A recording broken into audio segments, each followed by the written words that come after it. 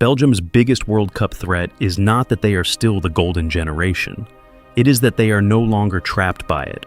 That is the part most people are missing. For years, Belgium were treated like a team that had to win. Not could win, had to. They had Eden Hazard at his peak, Kevin De Bruyne in his prime, Romelu Lukaku breaking records, Thibaut Courtois in goal, Vertonghen and Alderweireld behind them. It looked like the perfect national team project. And yet, the trophy never came.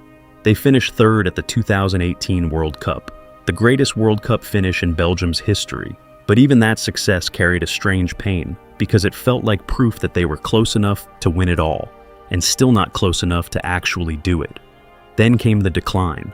The 2022 World Cup ended in the group stage. Euro 2024 brought another warning. A 1-0 loss to Slovakia, a 2-0 win over Romania, a 0-0 draw with Ukraine, and then a 1-0 defeat to France in the round of 16. It did not feel like a giant collapsing in one dramatic moment. It felt worse than that. It felt like a great team slowly running out of time. So, the world moved on. They saw Hazard gone. They saw De Bruyne aging. They saw Lukaku no longer looking like the unstoppable version of himself. They saw the old defensive spine disappear, and they made the easy conclusion. Belgium are finished. But that might be the mistake, because the World Cup is not getting the Belgium that once walked into tournaments carrying the weight of a golden generation. It is getting something stranger, something less glamorous, something harder to read. A Belgium with Courtois still capable of changing a game from the back. A Belgium with De Bruyne still able to find one pass that breaks an entire defensive shape. A Belgium with Tielemans and Onana giving the midfield control and physical power. A Belgium with Doku and Fofana bringing speed, chaos, and one-on-one danger. A Belgium with Lukaku still carrying the memory, presence, and scoring history of an entire era. This is not the cleanest Belgium team on paper.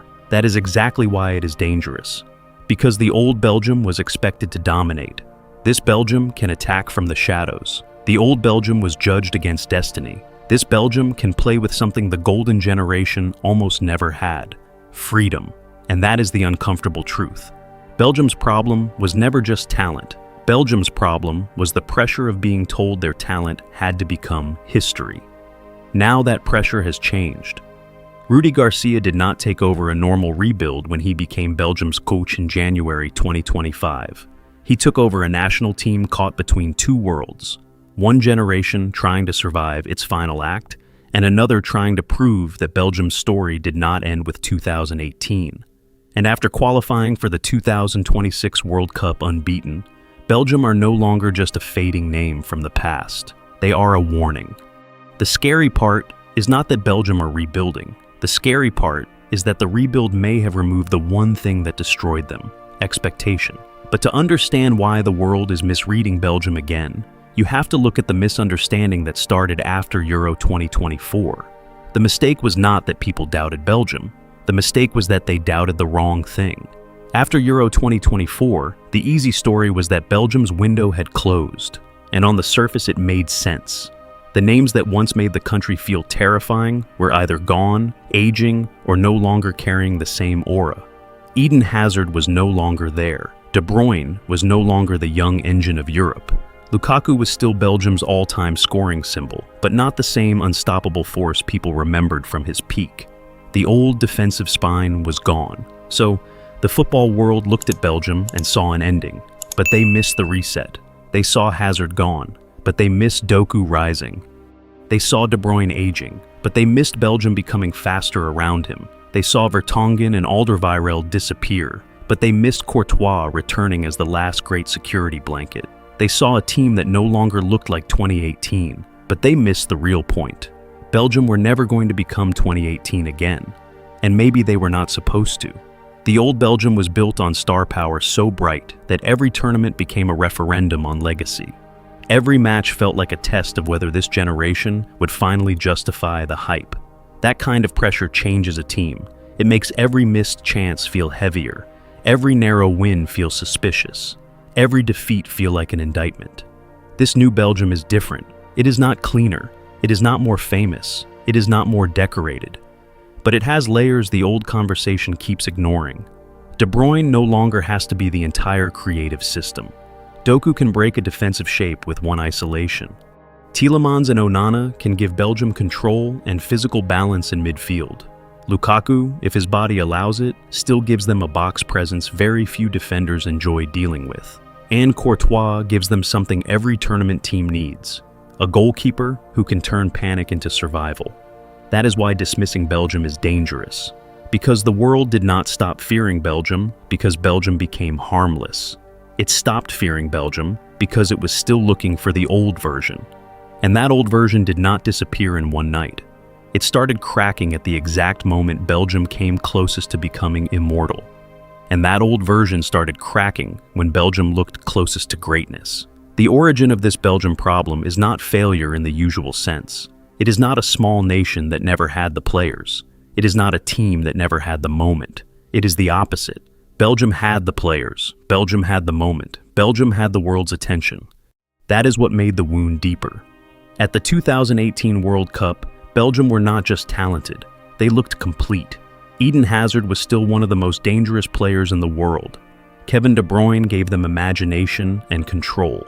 Romelu Lukaku gave them power and movement. Thibaut Courtois gave them elite security and goal. Vertonghen and Alderweireld gave them experience, structure, and calm at the back. This was the team that made people believe Belgium's football history was finally about to change. And for a while, it looked like it might.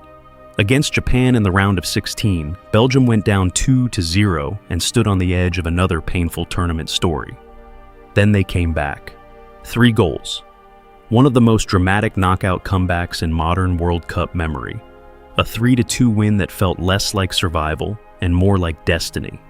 Then came Brazil, a 2-1 win in the quarterfinal. The kind of result that changes how the world looks at a team. Belgium did not just beat a giant.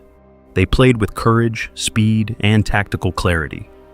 De Bruyne hurt Brazil in transition. Lukaku dragged defenders into uncomfortable spaces. Courtois made the kind of saves that make a team believe something historic is happening. But then France stopped them. 1 goal, 1 semi-final, 1 closed door. And that is where the story changed. Because after 2018, Belgium were no longer judged like an exciting outsider. They were judged like a team that had missed its best chance. Every tournament after that carried the shadow of what almost happened in Russia. The 2022 World Cup did not feel like a surprise collapse. It felt like the bill finally arriving. Belgium went out in the group stage, and suddenly the golden generation did not look golden anymore. It looked tired, heavy, caught between reputation and reality. Euro 2024 only deepened that feeling. But the real wound was never just losing. The wound was that Belgium had been good enough to imagine the trophy, close enough to touch history, and still walked away with nothing. That is why Rudy Garcia did not inherit a normal national team. He inherited the unfinished business of an entire era. And that burden changed hands on January 24th, 2025. That was the day Rudy Garcia was appointed Belgium's head coach, replacing Domenico Tedesco after a period that had left the national team feeling stuck between a glorious past and an uncertain future. This was not just a coaching change. This was the hinge of the story, because Garcia did not walk into a young team with nothing to lose. He walked into a national team still haunted by 2018, still bruised by the 2022 World Cup group stage exit, and still carrying the disappointment of Euro 2024. Belgium did not need a manager to simply choose 11 players. They needed someone to change the emotional temperature of the entire project. And the first major sign was not just tactical. It was symbolic. Thibaut Courtois returned to the Belgium setup in March 2025, after a long absence from the national team. On the pitch, that gave Belgium something obvious. One of the best goalkeepers of his generation, standing behind a defense still trying to rebuild itself. But emotionally, it also reminded everyone that this new Belgium was not clean. It was not simple. It still had old tensions, old scars, and old names that carried complicated weight. That is what made Garcia's job so difficult. He had to build forward without pretending the past did not exist. Then came the match that showed exactly what Belgium had become. June 9th, 2025. Belgium against Wales in World Cup qualifying. Belgium raced into a 3-0 lead. For a moment, it looked like the old attacking power had returned. The ball moved quickly, the talent flashed, the game looked under control. Then Wales came back. 3-1, 3-2, 3-3. Suddenly, the same Belgium that looked explosive going forward looked frighteningly open when the game turned against them. This was the warning hidden inside the performance. Belgium could hurt you fast, but they could also give you a way back in. And then Kevin De Bruyne did what great players do. In the 88th minute, he scored the winner. Belgium won 4-3. That match mattered because it showed the whole truth in one night. This was not a dead team.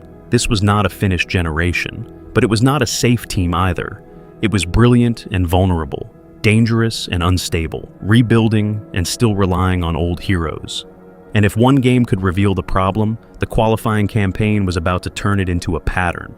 One good game can be dismissed. Two can be called form. But when the pattern repeats across different opponents, different pressures, and different kinds of matches, it stops being coincidence. And Belgium's pattern is clear. They are not the safest team in the World Cup conversation. They are not the cleanest. They are not the most complete, but they are dangerous in a way that is hard to prepare for, because their threat does not come from one single source anymore. It comes in layers. The first layer is output. Belgium qualified for the 2026 World Cup unbeaten in Group J. That matters because this was not a team stumbling into the tournament on reputation. They went through the campaign without losing, and they sealed qualification with a 7-0 win over Liechtenstein on November 18, 2025. That score alone does not prove Belgium are elite. Liechtenstein are not the test that tells you whether a team can win a World Cup, but it does prove something important. Belgium still know how to punish teams they are supposed to punish. That sounds simple, but tournament football is filled with teams that dominate possession, waste chances, get nervous, and turn comfortable games into problems. Belgium, at least in qualifying, showed they still have enough attacking weight to turn control into goals. And the 6-0 win away to Liechtenstein on September 4th, 2025 showed the same thing. When the game opens, Belgium can bury an opponent quickly. But the real proof was not against Liechtenstein. The real warning came against Wales. June 9th, 2025. Belgium 4, Wales 3. That match is the entire Belgium problem in one scoreline. Belgium went 3-0 up. For a while, it looked like the rebuild had unlocked the old attacking violence again. The ball moved fast. The forward players found space. The midfield had rhythm. The game looked done. Then it wasn't.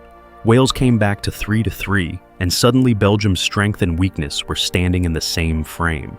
Going forward, they looked like a team that could hurt almost anyone. Defensively, they looked like a team that could let almost anyone back into the game. Then Kevin De Bruyne scored in the 88th minute. That is the second layer, big moment quality. Belgium do not need to control every minute to be dangerous. They still have players who can decide the minute that matters. De Bruyne does not have to dominate a match for 90 minutes to destroy a defensive shape. One pass, one late run, one shot from the edge of chaos. That is still enough. Courtois gives them the same kind of threat from the opposite end. His return changed the emotional and tactical ceiling of this team. For a young or unsettled backline, an elite goalkeeper is not just a last defender. He is psychological protection. He allows a team to survive bad moments that would bury someone else. And then there is Lukaku. At this stage, the question is not whether he is still the most explosive version of himself. He is not. The question is whether his presence still changes the geometry of a match, and it does. A striker with his size, scoring history, and penalty box gravity forces center backs to make decisions. Step tight, and you risk leaving space behind. Drop off, and you allow Belgium to move higher. Double him, and suddenly the wide players have more room to attack isolated defenders. That is where the third layer appears, the tactical structure around the old stars. This Belgium is no longer just De Bruyne creating and everyone else waiting. Doku gives them something different. He gives them disruption.